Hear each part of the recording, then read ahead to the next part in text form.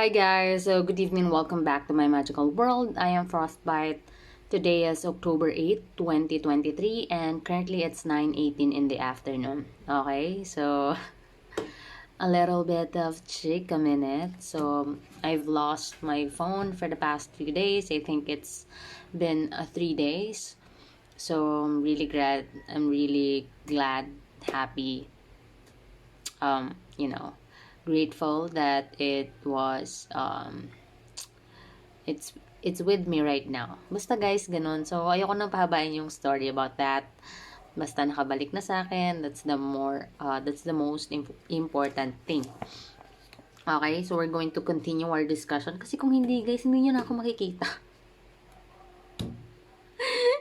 Hindi ko pa to naayos, like all my credentials, password, all of that guys. Hindi ko pa siya na sort out.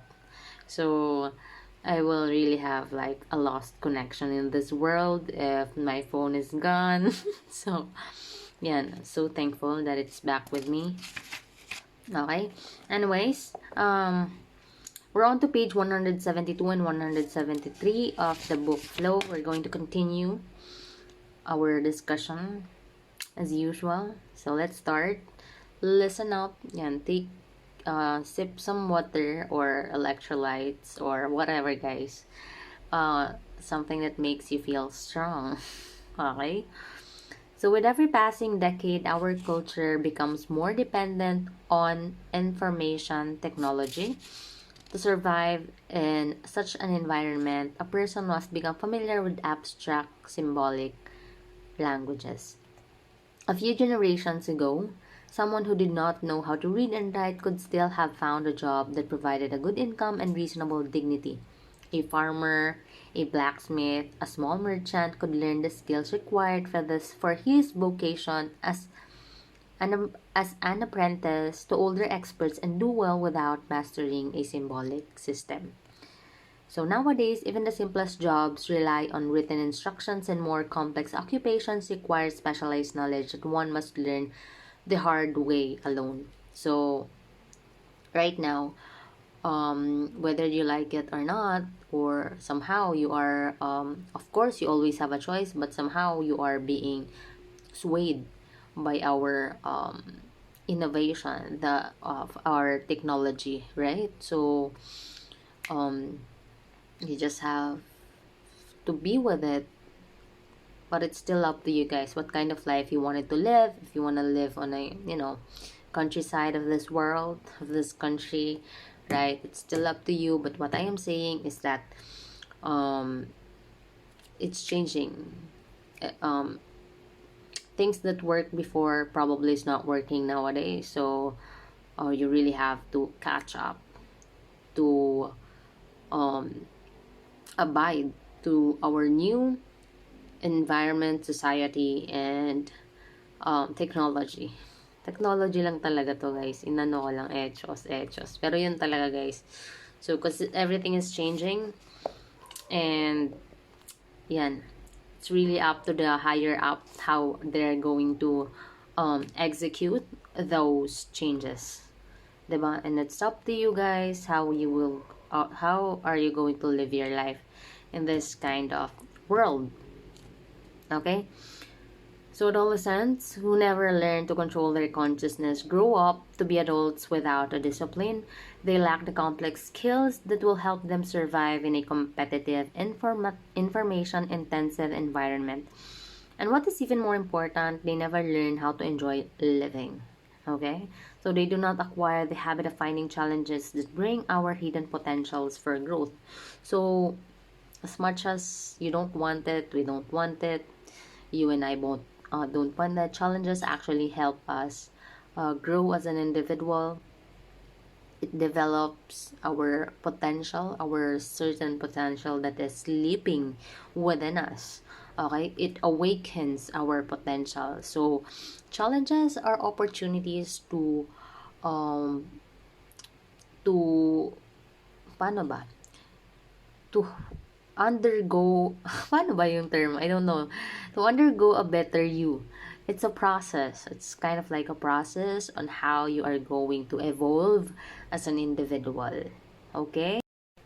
So don't hate it, kasi sometimes you are being forced to like go through those challenges in life. 'Di ba? Whatever it is. Whether it's doing your business, applying for work, getting the job that you love, building shit, I don't know, building your own name, right? Climbing the ladder of the corporate world, 'di ba? Many challenges requires a different version of you, so you just gotta love the challenges that are along the way, kasi it will build your character. Okay? So, ayan. Wait lang. Ang dami kong mema ngayon. Ang dami kong advice sa inyo, guys. Hindi siya mema, ha? So, wala lang. So, but the teenage years are not the only time when it is crucial to learn how to exploit the opportunities of solitude. Unfortunately, too many adults feel the ones they have hit 20 or 30, or certainly 40, they are entitled to relax in whatever habitual grooves they have established. They have paid their dues. They have learned the tricks it takes to survive, and from now on, they can proceed on cruise control. Equipped with a bare minimum of inner discipline, such people inevitably accumulate entropy with each passing year. So, career disappointments, the failure of physical health, the usual slings and arrows of fate build up a mass of negative information that increasingly threatens their peace of mind. How does one keep these problems away? If a person does not know how to control attention in solitude, he will inevitably turn to the easy external solutions like drugs, entertainment, excitement, whatever dulls or distracts the mind. So, those are the weak um, type of humans when they're indulged to those kind of activities, since they don't know how to find their inner strength and to fight those challenges, not to fight, but to go through it, right? Kasi you really can't fight with it. Sometimes a problem is just like really a problem, you just have to go through it. Okay, it doesn't need solving. You know, guys, like the crazy things I have noticed is that we are always trying our best to like resolve a lot of things, but at the end of the day, I realized that things just work out as it is. Okay, but really be careful, kasi do not overdo your chances, because there's just so many chances in life. Okay, do not exceed on those chances to the point that you cannot handle anymore those problems that are bestowed upon you. Okay, so there's a certain amount of discipline, really. Ito pa rin talaga. So at the end of the day, ito pa rin talaga discipline, kasi there will be a time that you can no longer handle your problems if you again exceed those like problems, like creating so much responsibility. For example, nowadays, this is just an example, for bringing 11 lives, 11 kids here in this world. Example lang to, that you cannot feed them. You are not capable to do that. Diba? How are you going to resolve that? Diba? You will be a burden to the people that you love and to our society. Kasi as much as possible, we have to be on the solution side of this planet. Okay? So, yun lang. Example lang yun, ha? So, baka dibdibin nyo. Next. But such responses are regressive. They do not lead forward. The way to grow while enjoying life is to create a higher form of order out of the entropy that is not inevitable condition of living. This means taking each new challenge not as something to be repressed or avoided, but as an opportunity for learning and for improving skills. Again, this will help you, those challenges that you think are very challenging. This is anong tawag nun? Another word for factor, like, limutan ko yung terminology. It's a catalyst. Yon. It's a catalyst for your evolution. Okay? So, ayan. Nahanap ko din sa dulo ng aking dila. Okay. um, when physical vigor fails with age, for example, it means that one will be ready to turn one's energies from the mastery of the external world to a deeper exploration of inner reality.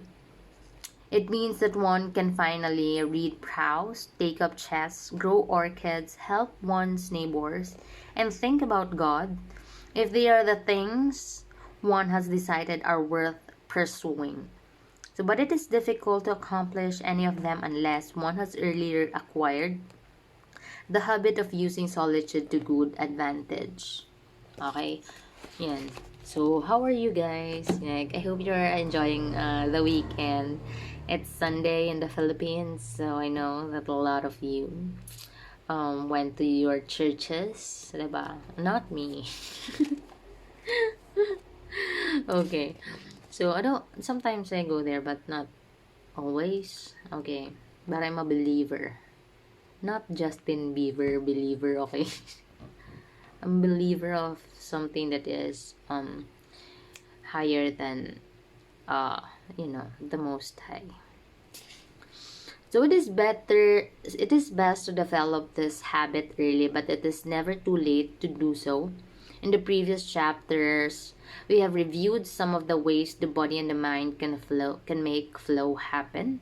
When a person is able to call upon such activities at will, regardless of what is happening externally, then one has learned how to shape the quality of life. Again, you can create your own reality, guys. It's all up in here. Diba? So, practice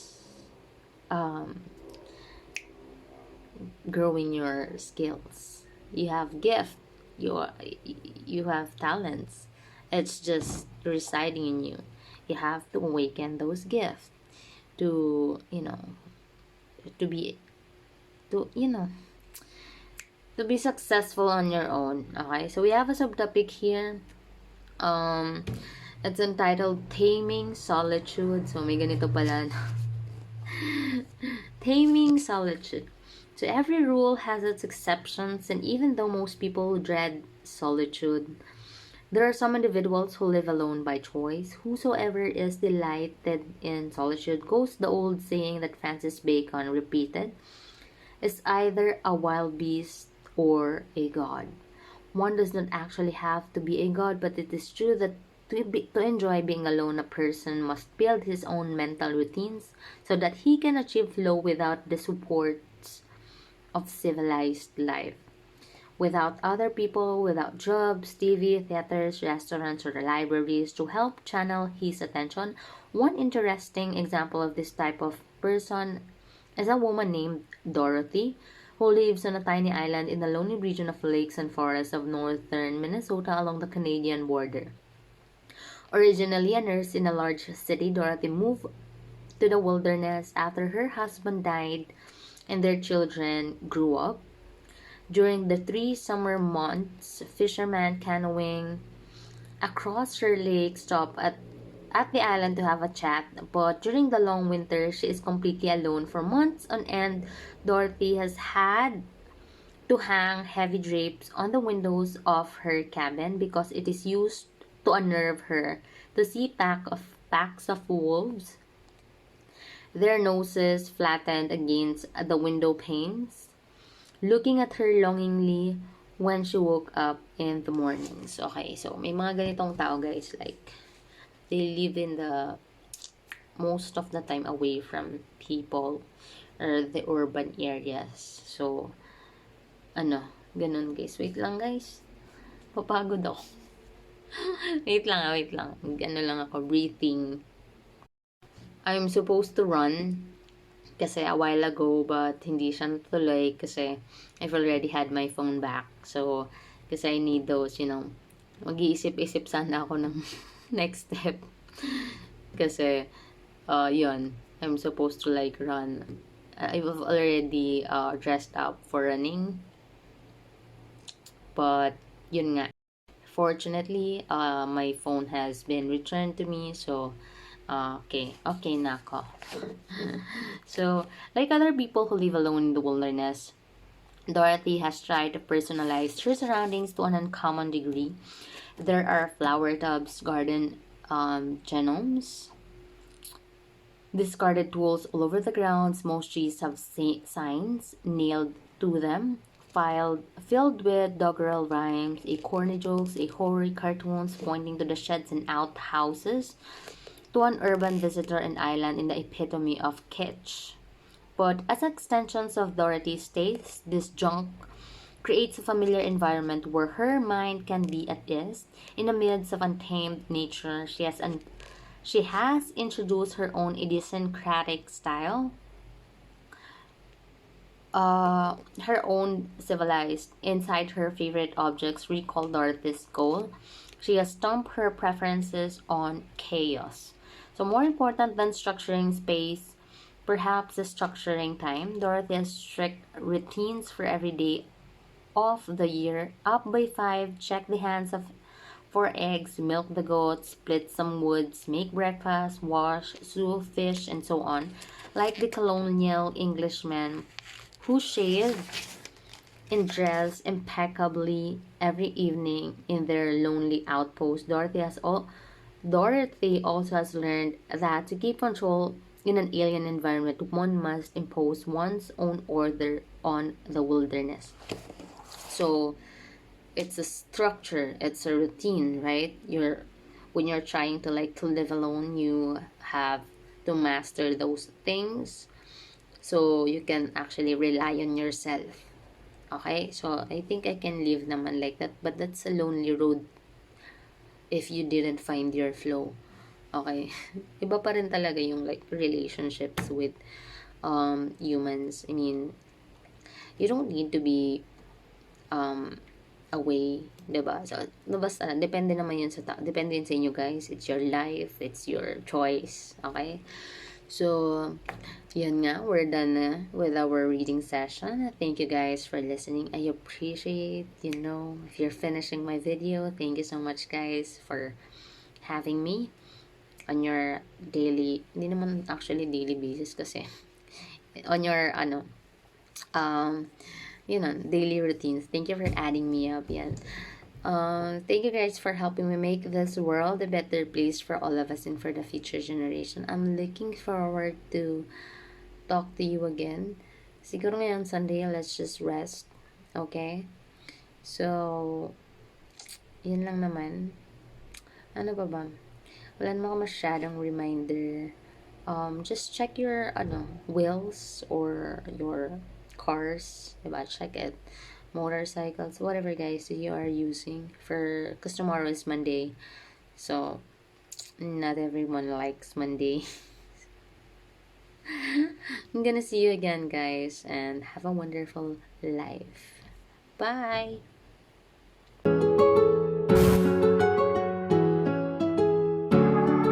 Yo, got the sauce, bitch.